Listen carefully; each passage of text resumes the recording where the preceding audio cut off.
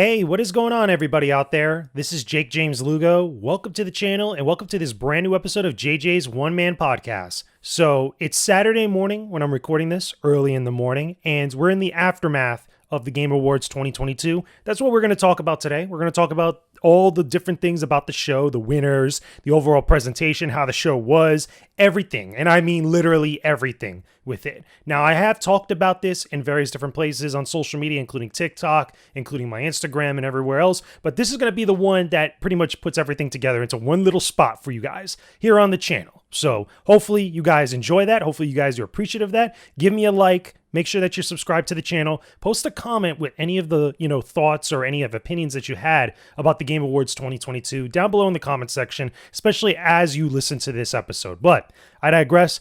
Let's get into this. Now, there's a lot of things to say about the Game Awards 2022. A lot of good, a lot of great things to talk about, as well as also a little bit of bad and a couple things that are real talk that I want to get into a little bit later. But the big thing that I do want to emphasize for the Game Awards 2022, as I sit here drinking this coffee, is that the Game Awards this year was probably one of the best shows that Jeff Keighley has thrown. Straight up. Real talk. I've been seeing a lot of the chatter about this year's show, and a lot of people I feel like are very off base.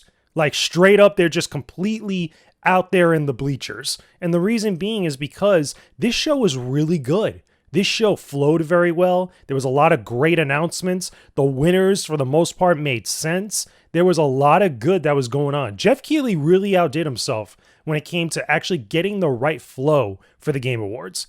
Every year, we constantly get these, complaints and we get these criticisms, justifiably so, for many different reasons.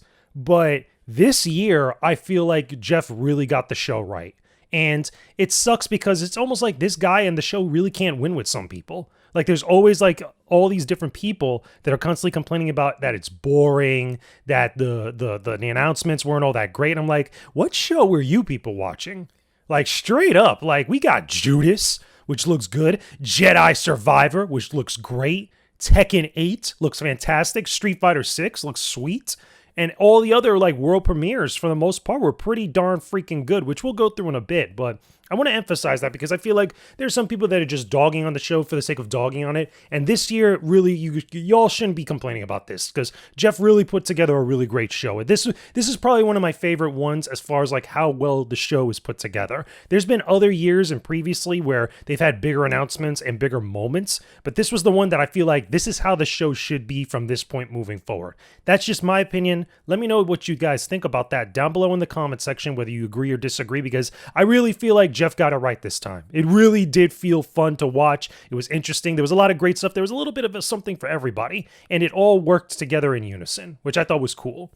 So let's go through some of these actual winners and some of the announcements as far as the main reveals, like the different world premieres and stuff.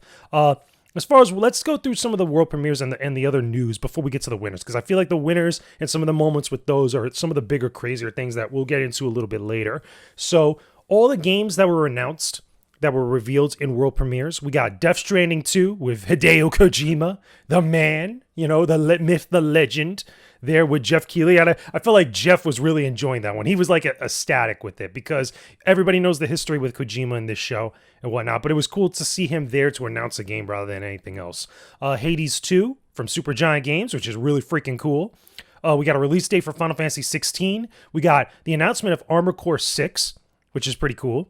Street Fighter 6's release date with a new trailer. We got Judas, the first reveal of Judas, which pretty much looks like BioShock. It looks dope, though.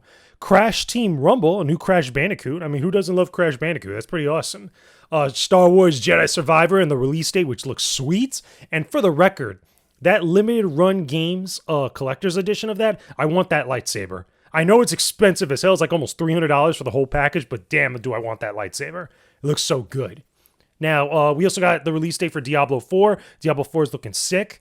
We got the Suicide Squad Kill the Justice League trailer, which pretty much this is going to be the last performance of Kevin Conroy as Batman, as Bruce Wayne. And it's a shame because, I wish that Kevin was probably his last thing was like in a different project, but I know I'm going to have to play this now because this is Kevin Conroy and it is Batman. And I think a lot of people are really going to dive into that because of that reason alone. Not so much because of it being a Suicide Squad game. Watch and remember that I said that game does very well. The other games that got announced as well, too, and I'm going to start running through these. Bayonetta Origins, Cereza and the Lost Demon, which is a real step away from what Bayonetta is, but it's connected to the main story of Bayonetta 3, or just the Bayonetta series as a whole. We got the reveal of Hellboy, Web of Weird, which looks cool. It looks exactly like the Hellboy comics. Earthblade. We also got Crime Boss, Rocky City, which has a bunch of actors that are involved with it, so that'll definitely get attention. Transformers Reactivate, which seems like a new Transformers game set in like the Michael Bay-like type of universe, I guess. Banishers Ghost of New Eden, Immortals of Avium, Remnant 2, After Us, Tekken 8, and the gameplay for Tekken 8 looks sick. Cyberpunk 2077 with Idris Elba. It's called Phantom Liberty. It's a new DLC with it, which is pretty cool. We also got some DLC for Horizon Forbidden West Burning Shores, which is pretty much like the Frozen Wilds, but set in a different location. Warhammer 40k Space Marine 2, Lords of the Fallen, The Last of Us Part 1 for PC, Returnal for PC, Baldur's Gate 3, we got a release window for it, and again, it's cool to see the game again. Blue Protocol, Replaced, Among Us Hide and Seek mode, which... Again, if you've been still playing Among Us, you're probably playing it with friends at this point. Everybody else, I feel like, has moved on to other games, but you're probably playing with a group of people you always play with all the time with this game, if that's why it's still relevant to you. Fire Emblem Engage, new DLC for it. Dune Awakening, which was pretty cool. Again, we love seeing more sci-fi. We love seeing new games set to iconic franchises.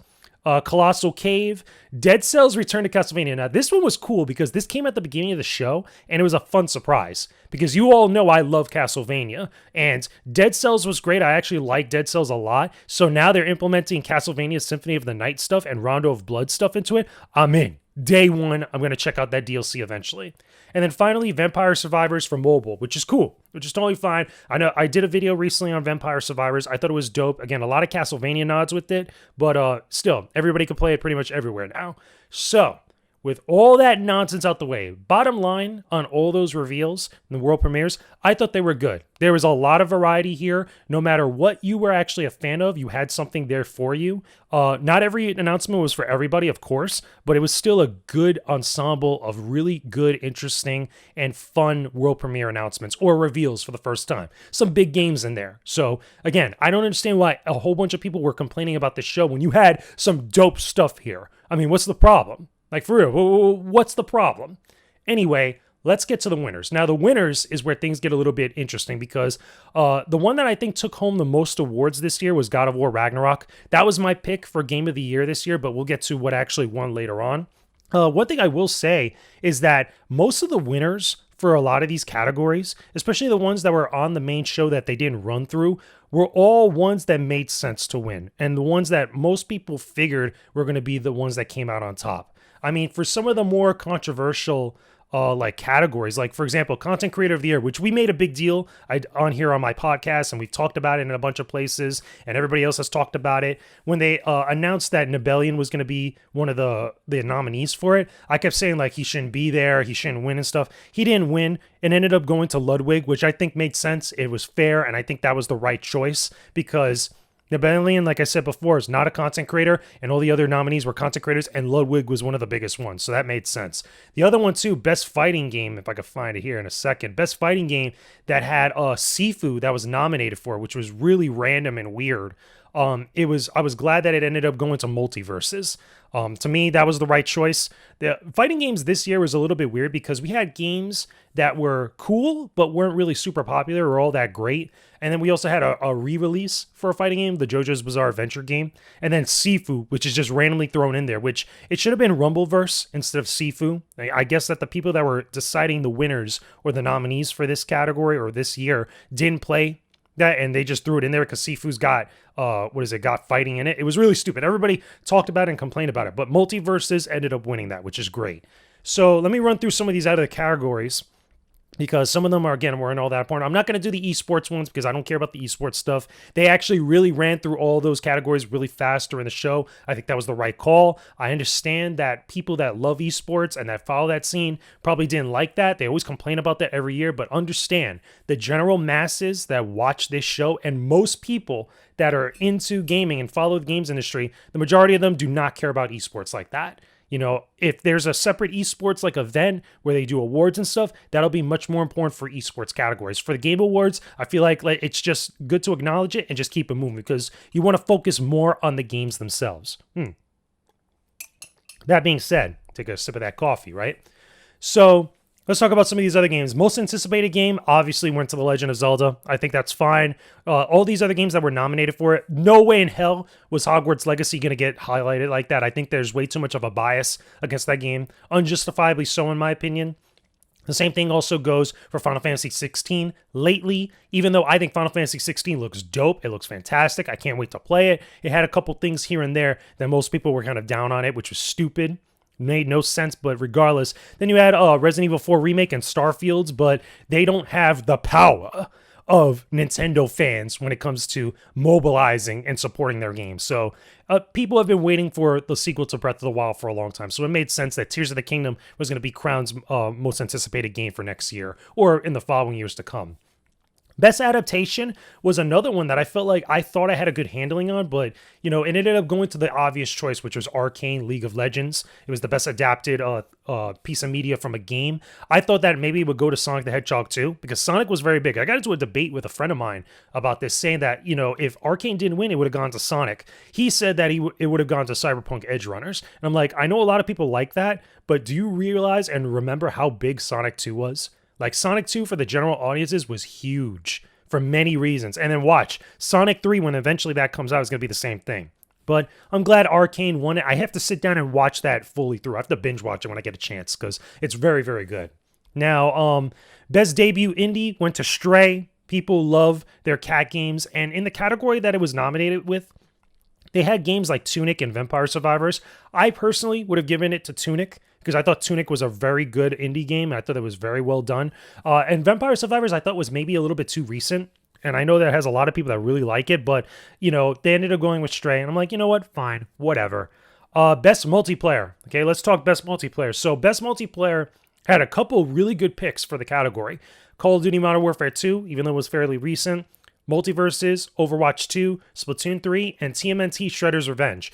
Each one of these, I feel like you could have made a case for, but it ended up going to Splatoon 3, surprisingly. I would have thought, you know, honestly, it would have gone to either Call of Duty or Overwatch, or Multiverses. Granted, Multiverses won Best Fighting, but I could totally see it winning Best Multiplayer as well. And the thing is that I like TMNT Shredder's Revenge, but I don't think it was as big as any of these other games, as far as the masses are concerned, as good as that game is. Best Sports and Racing went to Gran Turismo 7. I don't think really a lot of people really cared about that. I think that was one of the other categories that people ran through. Best Sim and Strategy went to Mario and Rabbids Sparks of Hope. Now, this is weird because this was my pick for this category, but I was watching Angry Joe's reaction to the Game Awards, and he was saying that it should have gone to Total Warhammer 3. And the reason why I believe him is because he would play a game like that and actually be able to see the difference with this genre. I think that the majority of people that voted on Best Sim or Best Strategy didn't play all these games. Real talk. Because according to him and according to a couple other people besides him and others that have played a lot of strategy games, Total War is like really like a fantastic strategy game. It's not my cup of tea. It's not my genre, but I could totally understand like a person that's really into that genre would say that over Mario and Rabbids. And maybe it's because more people played Mario and Rabbids, or maybe because nobody really played Total War like that is the reason why Mario and Rabbids won. But regardless, that was the winner. Best family game now. This is where we start to get into some of my favorites and some of the ones that I felt like were snubbed. Jeff, how are you going to do my boy Kirby like this, right? So anyway, best family game. The winner was Kirby and the Forgotten Land, and I think that's a great pick. The other nominees were Lego Star Wars The Skywalker Saga, Mario and Rabbids Sparks of Hope, Nintendo Switch Sports, and Splatoon 3. If Kirby didn't get this, I would have totally given it to Lego Star Wars. And the reason being is because Mario and Rabbids, I don't think like, you know, was really that big with families. Nintendo Switch Sports, it felt like it was made for that group, but just didn't get a lot of attention. It's not the same as like Wii Sports. Like they wanted it to be that big, but it ended up not being that big. And the same thing that goes for Splatoon 3. As fun as that game is and as good as that game is, I don't think is as big with families and, with kids and, parents playing with their kids as much as either both Kirby or Lego Star Wars. So I felt like this was a good pick, but still, I really believe, and I'll say it again, Kirby and the Forgotten Land should have been nominated for Game of the Year, at least. It probably definitely wouldn't have won because I felt like either Elden Ring or God of War would have won over it. But still, I feel like that was a game that should have been in that category because Kirby and the Forgotten Land is really good. It was one of the best games this year, but I digress. We mentioned Best Fighting already. Best Role-Playing Game. Okay, so Best Role-Playing Game, like, this is unsurprising, but, it felt still a little bit surprising given the other nominees. So Best Role-Playing Game went to Elden Ring. And I can understand it. People, again, it's not my favorite game of the year. It's not one of the games that I really liked that I played this year, but I understand why people like it so much and why it won this category. The other nominees were Live Alive, which I can understand not winning because that's like a remake or a re-release of a game. Pokemon Legends Arceus, which I think was probably the other front runner up.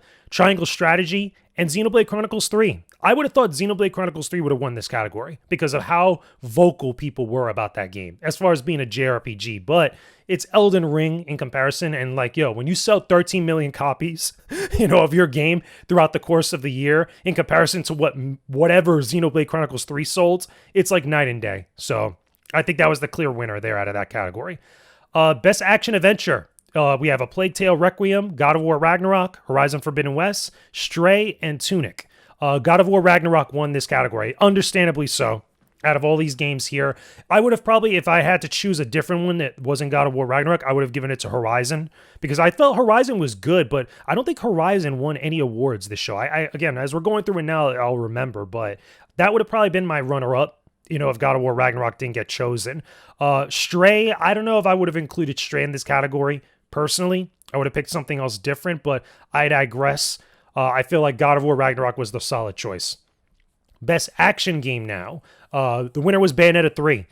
In a category that had Call of Duty Modern Warfare 2, Neon White, Sifu, and TMNT Shredder's Revenge. Now, I get why Bayonetta 3 won this category. My pick for Best Action Game, if I had to choose out of these games, if it wasn't going to Call of Duty, and I think it's because most people aren't really feeling Call of Duty right now, I would have given it to TMNT. Because I felt TMNT was really good, but Bayonetta 3, like the level of action that game has in comparison to everything else on this list, I feel like was really the clear winner here.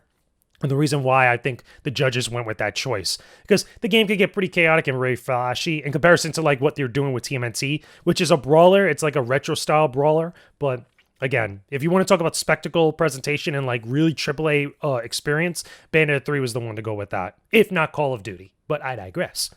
Best VR AR game was Moss Book 2. I love Moss. I thought the original Moss on PlayStation VR was great. It's one of my favorite VR games. So I understand why this one won. Moving on from there, we had a couple different other categories, which I'm going to run through. Innovation and accessibility went to God of War Ragnarok. I can understand that. The other nominee I felt that probably would have won this was The Last of Us Part 1. But again, that's like a re-release of an older game, so whatever. Best community support, Final Fantasy XIV. This makes sense. The runner-up for this out of these nominations, which was Apex Legends, Destiny 2, Fortnite, and No Man's Sky, I would have said Fortnite would have won this. And the only reason being is because of all that extra content with all the licensed IPs and the franchises that just keep getting added on to Fortnite. Like, it's insane. But when you talk about community support, Final Fantasy XIV is the bigger winner. I feel like that's the right choice. Best mobile game went to Marvel Snap, and it makes sense. What was funny about this category, though, right, was that when Diablo Immortal was announced as one of the nominees, you could hear people in the audience booing on the stream. And I thought that was funny. And I think Jeff, when he was on stream talking about it, he was trying not to laugh, which I thought was great. But Marvel Snap won this one. The other runner-up for this, I think, would have gone to Genshin Impact, personally, because I know how big Genshin Impact is on all platforms. But Marvel Snap is hot right now. Like, people are really liking that game. Best Indie Game. So Best Indie Game, couple different interesting picks for this category. Cult of the Lamb, Neon White, Sifu, Stray, and Tunic. Stray ended up winning this, but I personally, for me, I would have said Sifu should have won this. Because Sifu is a much more interesting and innovative game, in my opinion, over Stray. And the only reason why I think, like, besides its experience, I think that people just really love their cat games. Real talk. I think that the majority of people on this voting committee really love Stray for whatever reason. So, not my personal pick, but it is what it is. Best ongoing game went to Final Fantasy XIV. Again, much like the best community support, I would have picked Fortnite, but Final Fantasy XIV I feel like is the right choice. Games for Impact went to As Dusk Falls. I didn't really play any of these other nominees, so I'm just going to skip that. Best Performance. Now, this was earlier on in the show. Best Performance went to Christopher Judge for God of War Ragnarok. The right choice. Straight up. No shade to any of these other nominees. You had Ashley Birch, Charlotte McBurney, Manon Gage, and Sonny Soljic, for all their different games. Horizon, A Plague Tale, Immortality, and God of War Ragnarok as well, because Sonny is his boy. But still, Christopher Judge did a hell of a job with Kratos this year in God of War Ragnarok. If you've played the game, if you finished it, you know exactly why. No spoilers or anything like that, but his performance was awesome. Now, his speech, however, his acceptance speech went on for way too long. And I understand he was probably nervous. He had a lot to say. He wanted to actually kind of, get everything off his chest. But I think that he should have just got off. Like, they should have actually tried to push him off a little bit faster because he just kept going and going. And also on top of that, you got freaking Al Pacino right behind him, so he's probably fanboying over that too, and he got to hug him. Like, I understand. We understand it, Christopher Judge. We understand. We get it. But you got to have shorter speeches next time, because everybody on the stream and in the chat was like, yo, what are you doing? What are you doing here still? Like, okay, we get it. Move on. But congrats to him. That was my pick, and I'm glad that he ended up winning. Best audio design also went to God of War Ragnarok. Best score and music also went to God of War Ragnarok. And I feel like these choices were solid. With other nominees in those categories like Call of Duty Modern Warfare 2, which would have made sense if that won best sound design or best audio design, because a lot of the different sounds that you hear in that game outside of the music, I feel like is really good. Same thing also with Gran Turismo 7. I felt like that probably would have also probably been a good choice for that. And the same also goes for best score and music. Some people were saying that Metal Hellsinger should have won for best score and music, but in comparison to all these other games like A Plague Tale, Elden Ring, God of War Ragnarok, and Xenoblade Chronicles 3, I don't think so. Even though the music in Metal Hellsinger is like really good. But the problem is though, is like, what is the music that stands out to you the most? What's the music that you feel like resonates with you the most and the one that you're going to remember constantly? And I felt like the theme for God of War Ragnarok was that winner. Like that was it. Like even playing it during the show when they were playing the main theme and some of the other music from the game, like it just resonated with everybody. Everybody was in. So that was the clear winner. Best art direction went to Elden Ring. And it makes sense because the visuals, despite how I feel about the gameplay itself, the visuals and the art direction, the designs of everything in Elden Ring are very solid. You could make an argument for God of War. You can make an argument for Horizon Forbidden West. You can make an argument for Scorn, which I think is the most unique out of all these games. And then Stray, which again, in comparison to all of these, I don't know why Stray is in here. Like, I get it. People love that game, especially for the cats, but still, Elden Ring was the smarter choice here. Best narrative went to God of War Ragnarok, justifiably so. I felt like all the other nominees did not have as good of a story or a narrative compared to God of War Ragnarok. It made sense. Best game direction went to Elden Ring. Now, you can make a case in this category where the nominees, besides Elden Ring, were God of War Ragnarok, Horizon Forbidden West, Immortality, and Stray. And again, even with Stray being there, I still like you could at least, make a case for that. But Elden Ring, I felt like, okay, is a good choice. I would have picked God of War Ragnarok personally, mainly because I feel like the way that whole story and the cutscenes were directed, I think are far better than Elden Ring. Again, it's a different type of experience and presentation. It felt more like a cinematic movie in the way that they were presenting it and the way that they were holding on different moments for God of War Ragnarok. To me, that's what makes good direction. That's what makes best directed game. But the reason why they gave it to Elden Ring is because they're doing a bunch of different stuff that's very unique in comparison to many of these other games. So it is what it is. And then finally, let's get to the big one here, because this one is obviously, there's more stuff to talk about than just the winners, right? Let's talk about Game of the Year. So Game of the Year went to Elden Ring. We all know the nominees: A Plague Tale, Elden Ring, God of War Ragnarok, Horizon Forbidden West, Stray, and Xenoblade Chronicles 3. My pick, personally, like I've said many times before, was God of War Ragnarok. I felt like that was the best game this year, hands down, after playing most of these on here. But It ended up going to Elden Ring. And I'm not mad about it. I'm not salty about it. I still think that I would have talked so much smack had God of War won and everybody would have been upset. But I digress. I'll put my saltiness to the side and congratulate Elden Ring for that. Okay. Deservedly so. Sold over 13 million copies of this damn game. So it makes sense. But here's the other thing we got to talk about with Game of the Year. And this is the more important and serious conversation, which is relevant to some stuff that I was actually watching this morning and ever since the Game Awards finished that everybody's been talking about. The whole thing with Miyazaki's speech. So if you don't know what happened, if you didn't see all the clips and stuff being shared around, a kid snuck up on stage behind Miyazaki and the team when they were going up for their acceptance speech for Game of the Year. And he was there and basically said a few words about something involving Bill Clinton with him being his reformed rabbi and ended up getting arrested after the show. And that's been the talk about the Game Awards ever since it finished. Now, here's the problem that I have with this. And I talked about this on my TikTok. I talked about this on Instagram and Twitter. And I did a couple replies to a few other tweets that I saw. This kid that did this should not be given all this attention from all these people, especially you content creators. Shame on all of you. Real talk. And I'm not saying that to be a jerk. I'm saying that because there's some real stuff with this that y'all are not seeing or that y'all are not understanding.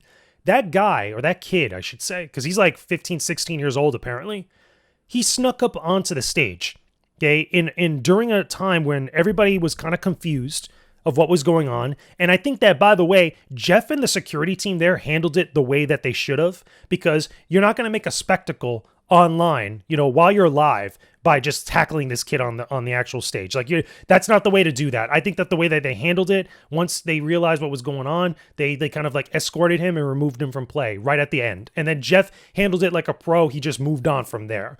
The thing is, right, everybody's focusing on this kid and everybody's focusing on what he said and like how crazy it was and all these other things, taking away from the moment that Miyazaki and the crew there had for winning Game of the Year. I feel like that should have been the conversation. This should have been just a footnote, this whole thing about this kid.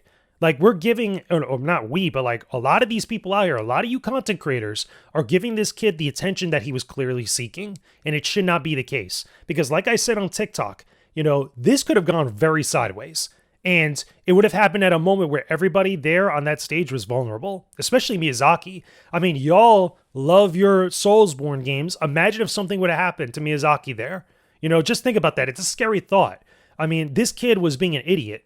Totally a big fool. He should have never did that. He should have never gone past the stage. But I think that because of all the different people that are part of these various teams and other like groups that go to award shows or events like this within the games industry, nobody wanted to make a bad call. And I understand it because everybody comes from all these different places and all these walks of life, and they're trying to make sure that everybody's all good. But once they should have realized and should have actually made sure that everything was on the up and up, he should have never made it to that stage. Let alone like actually get on the mic and speak. Like, they, if anything, when they were off camera, in some way, like they should have like had someone just go on there and usher him out a little bit faster, maybe. But, I think they handled it good for what they had to do, because again, you're live. You don't want to make a bad situation even worse. And I felt like once they got him off the stage after the speech and they got him arrested, I think it was a done deal, and it should have ended there. But because the internet's going to internet, because YouTube is going to YouTube and content creators are going to do their content creation thing, that this stuff was memed, it was lingering around, it was the conversation about this show. And that sucks, because Jeff really put on a great show this year. This was something out of his control. This was something that nobody could have really predicted, but he handled it like a pro, and yet it's still the part of the conversation. It's still the focus of the conversation of the show right now. I get it, guys, content creators, a lot of my mutuals. Here, I get it that it's funny, it's goofy, it's weird. What that guy said that when he got up on there is weird, okay? But you guys are giving him the attention that he sought after. Me talking about it now is technically doing the same thing, but I wouldn't be talking about it now as much as I am had it not been for all of you guys just giving the kid more attention than what he deserved. So it sucks because it takes away from Miyazaki's moment. It takes away from the fact that we actually had a really good Game Awards this year. It takes away from all that. Now, I do understand there's aspects where guys like Jason Schreier have to talk to him because he's a journalist. He's getting the actual story, and that's going to be an exclusive, I'm pretty sure, that everybody's going to go read and everybody's going to go find out about, which is what it is. But like all these other outlets, all these other content creators that are giving this kid attention, stop that. Like, just don't. Don't give any more oxygen to that nonsense. So, all of that being said, let me wrap things up by saying that, like I mentioned before, this year's Game Awards show was great. This was a good year for the Game Awards. Nobody should be complaining. Nobody should be overly harsh to the show because this was a very solid presentation. This was a very well put together, very successful Game Awards show. I liked it. I enjoyed watching it. I was having fun with everybody that I was watching it with. I was watching the YouTube stream. I was having a lot of fun live tweeting about it. You know, some of you probably saw some of my live tweets as I was constantly putting stuff out there, reacting to everything. This was a good show. We had great reveals. We had great world premieres. We had great winners. And we had good stuff. And by the way, let me also give a nice nod to the live performances. You know, that performance for God of War Ragnarok, Blood on the Snow, was dope. It sounded really good. It sounded awesome. And then the recap right before with the orchestra for Game of the Year. You know, Flute Guy. That should have been the... You know, I would have been totally fine if the entire conversation about the Game Awards was about Flute Guy. Because that man was going in.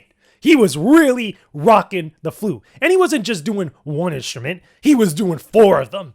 He's like, oh, y'all think this is good? Wait until I pull out 3 more of these things. Like, he was really going in during the orchestra for the Game of the Year presentation. That was cool. That was fun.